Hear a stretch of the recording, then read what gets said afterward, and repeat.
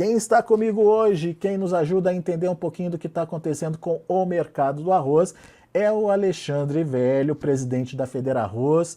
Seja bem-vindo, meu caro. Obrigado por estar aqui com a gente e nos ajudar a entender um pouquinho da dinâmica de produção e, consequentemente, de precificação aí desse produto que é queridinho do Brasil, faz parte da nossa cesta básica, enfim, está em todos os pratos dos brasileiros. Bom dia, Alexandre. Olá, bom dia. É um prazer falar contigo e com os telespectadores. Muito bem, acabei de mostrar aqui, Alexandre, que o preço do arroz segue firme acima dos R$ 100 aí e que teve uma valorização, de acordo com o CPEA, de 7% ao longo desse mês de novembro. É suficiente? O que está acontecendo e por que essa movimentação positiva está se refletindo aí no arroz nesse momento? Olha, isto é reflexo aí de uma conjuntura de fatores, principalmente a questão aí do pico da entre-safra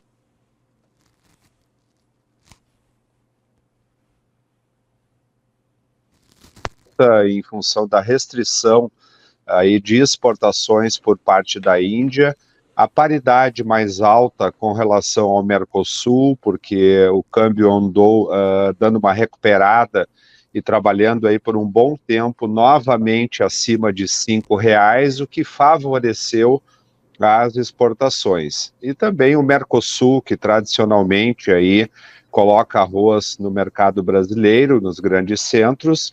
O Mercosul praticamente não tem mais arroz. O Paraguai começa a colher aí na virada do ano, a partir do final de dezembro. E aqui no Sul, que responde aí por 70% até 80% da produção brasileira, somando aí o estado de Santa Catarina, nós teremos a safra somente a partir de fevereiro. E esta questão dos preços, eu gostaria de salientar que isto é reflexo de uma diminuição da área brasileira ao longo dos últimos anos. Nós já plantamos, para te teres uma ideia, 1.200.000 hectares no Rio Grande do Sul, e na última safra nós plantamos 840 mil. Em função da baixa rentabilidade desta cultura, muitos produtores vêm alterando as suas áreas, migrando para a soja, e para o milho e também para o trigo, e aumentando aí a área de pecuária no sistema de produção.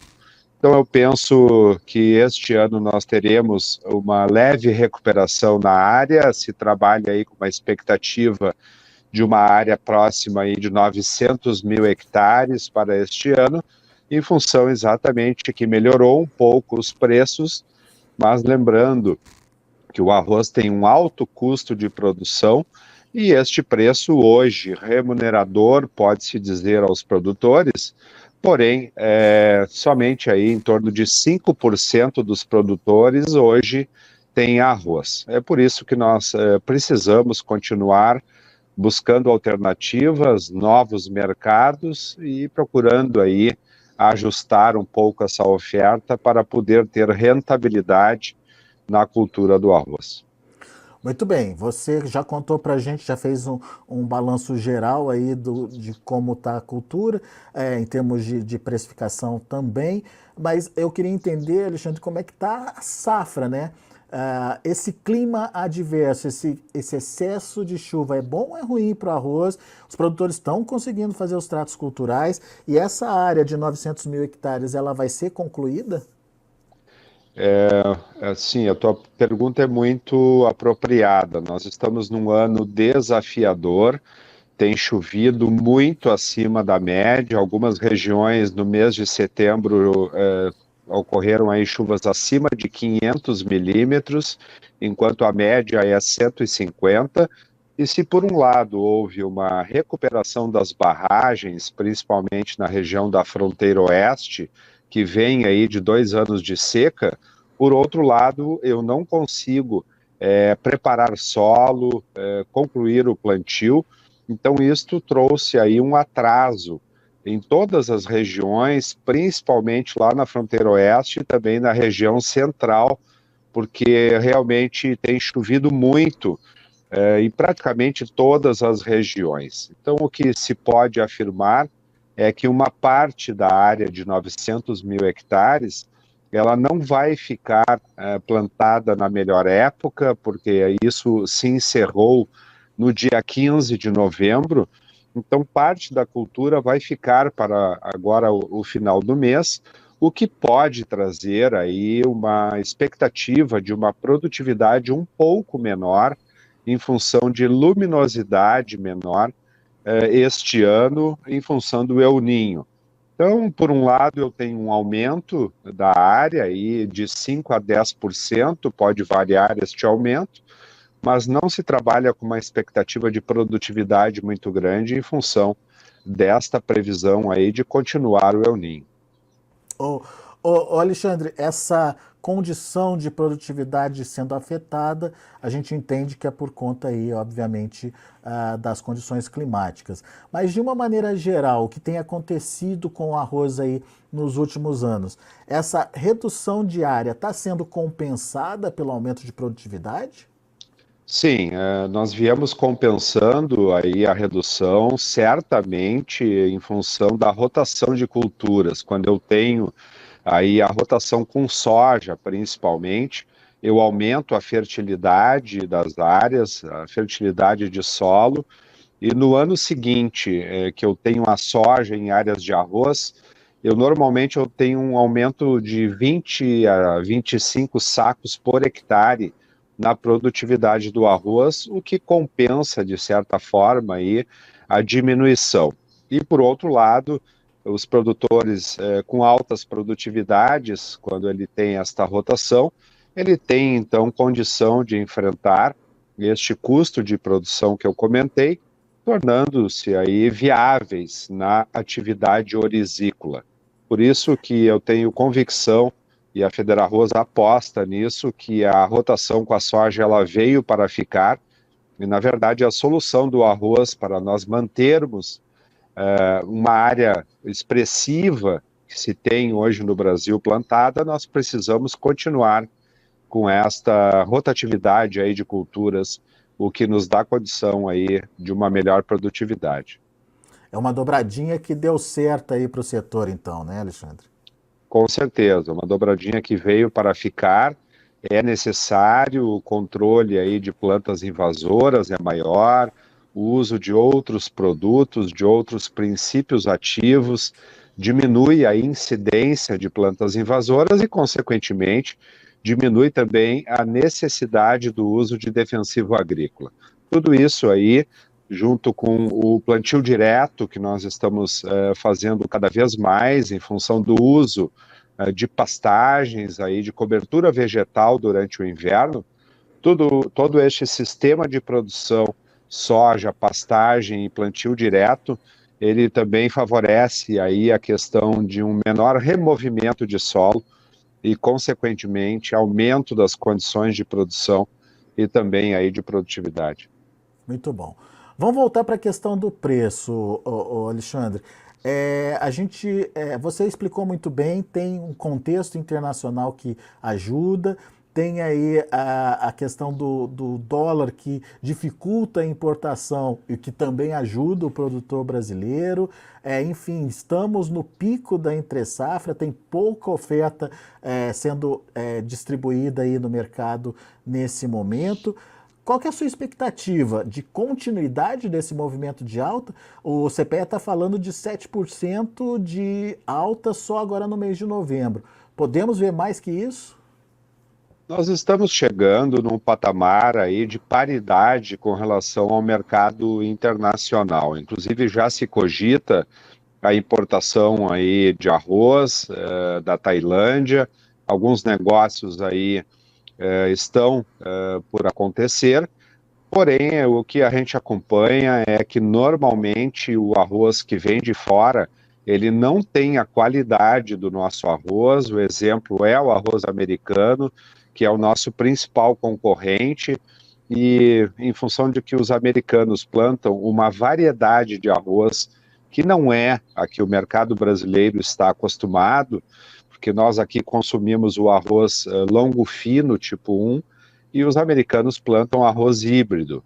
Então, normalmente, o que ocorre é que nós temos um preço, a maioria das vezes, maior lá fora e uma qualidade inferior. É por isso que eu tenho dito que nós temos que resolver algumas questões internas, trazer uma melhor competitividade ao setor, principalmente em função aí das diferenças tributárias que nós temos entre os estados, o que tira a competitividade aí da indústria gaúcha e também uma concorrência, de certa forma, desleal por parte do Mercosul, principalmente o Paraguai, porque o Paraguai não tem nossas regras aí ambientais, não tem as nossas regras trabalhistas, trabalha com produtos aí oriundos de outros países.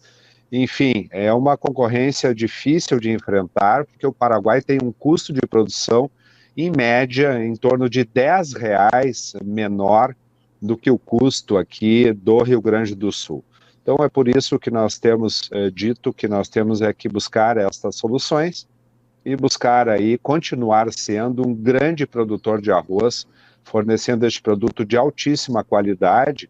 E eu ressalto que ao consumidor, embora nós tenhamos aí um aumento este ano ao consumidor, nós continuamos tendo um produto acessível, entre R$ 5 e R$ 6 o quilo, o que não onera aí muito o orçamento familiar, porque o arroz realmente é um produto essencial na mesa do brasileiro, que tem, como diz uma nutricionista famosa, nós temos a comida de verdade. Então, a proteína, a salada, o arroz e o feijão formam um prato fundamental na mesa do brasileiro e nós temos que continuar fornecendo este produto de alta qualidade na mesa dos consumidores. Muito bem.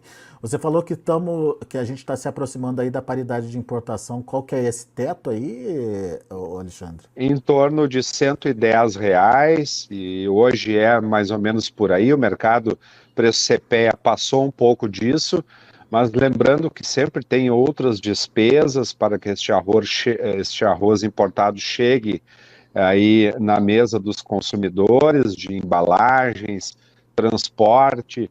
Então, normalmente, num preço parecido, a indústria brasileira prefere pagar o arroz do mercado interno exatamente pela qualidade superior e as dificuldades que eu tenho de logística, o tempo que esse arroz importado demora para chegar. Para te teres uma ideia, se vier este arroz da Tailândia, ele não vai chegar no Brasil antes de janeiro, e até lá nós temos aí que continuar fornecendo o arroz no mercado interno para que não falte produto aí, e não vai faltar até a colheita produto na mesa do brasileiro.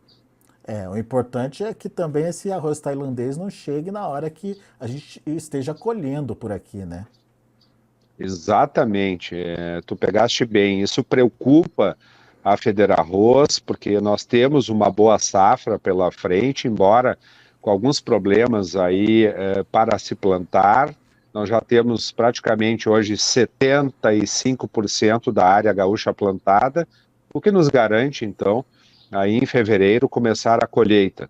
Então, não vejo maiores preocupações com relação ao abastecimento, e nós certamente teremos uma boa safra pela frente, com todas as dificuldades aí que nós estamos enfrentando.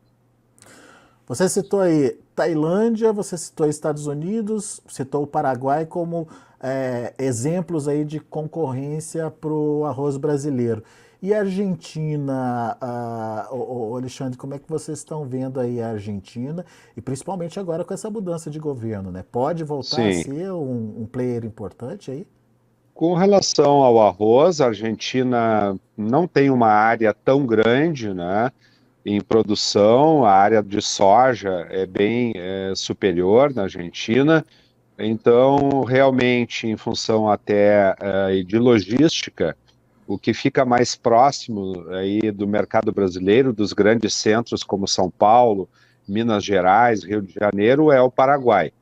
Mas a Argentina, ela deve voltar aí, pela política que se projeta, ela deve voltar a fornecer principalmente soja, e aí e se tornar aí um concorrente aí do mercado brasileiro.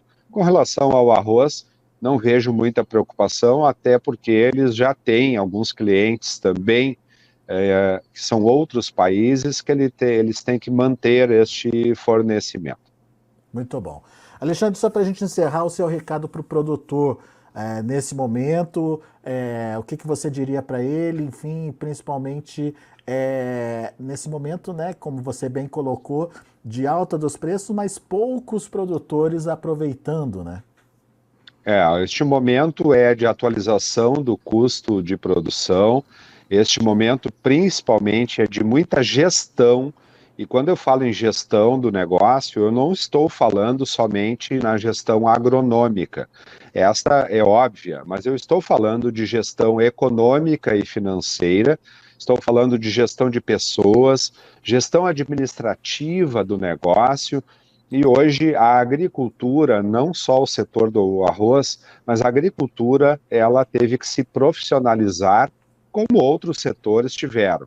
Então, realmente, nós temos que ter um olhar muito forte nesta parte de gestão para continuarmos aí viáveis na atividade agrícola, seja ela de arroz, de soja, de milho, de trigo, e até mesmo da pecuária. Então, o recado que a Federarroz deixa aos produtores é que busquem sempre atualizar os seus custos, porque o que importa realmente é resultado econômico através de qualquer destas culturas que eu citei.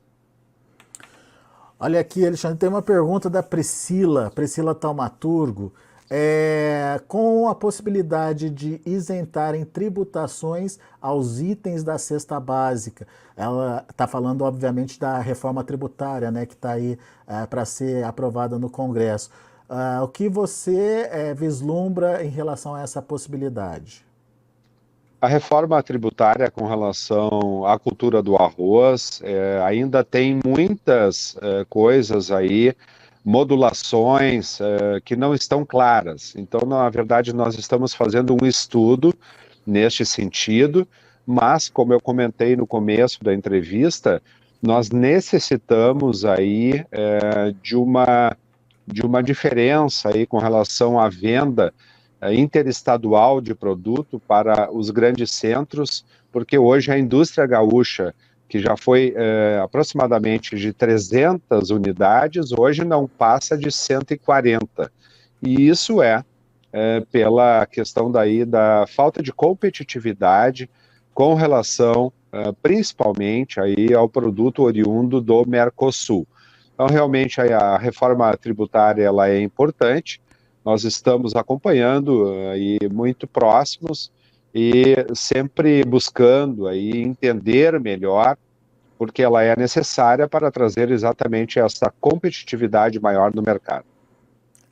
E eu tive recentemente falando com o deputado Arnaldo Jardim, e com a volta da reforma tributária para a Câmara dos Deputados, uma coisa chamou a atenção dele, a tal da cesta básica estendida.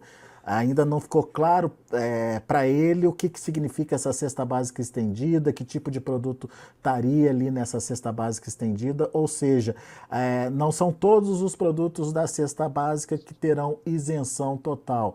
Alguns produtos terão tributação ainda que pela metade, mas terão tributação. Então vamos esperar para ver onde que o arroz se enquadra aí. Eu imagino que na cesta básica tradicional, né, Alexandre? Mas, Sim. Enfim, sempre tem uma surpresa aí, né? Exatamente. Nós estamos acompanhando. O correto seria se ter uma tarifa aí uniforme entre os estados, para que a gente tenha, então, uma condição igual para todos, porque o que ocorre hoje, explicando melhor aí aos produtores e aos consumidores que estão acompanhando, é que nós temos incentivos fiscais por parte de alguns estados, como Minas Gerais, que praticamente não produz arroz, e acaba zerando aí a tarifa de importação aí dos países do Mercosul. Então, realmente, isso dificulta e isso explica também por que Minas Gerais importava há 10 anos atrás 4 mil toneladas de arroz do Paraguai e hoje importa 400 mil. Então, realmente, isso tira a necessidade de compra por parte deste estado aí, do mercado aqui do Sul, e prejudica a indústria local, consequentemente prejudicando a ponta mais fraca desta cadeia, que é os produtores que a FederArroz representa. Muito bom.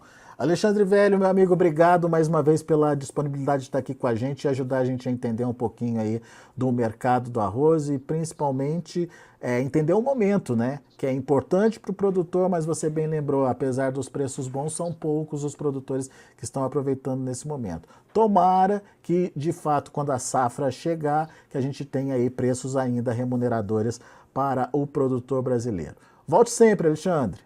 Obrigado pelo espaço, um ótimo dia, um bom trabalho. Até a próxima.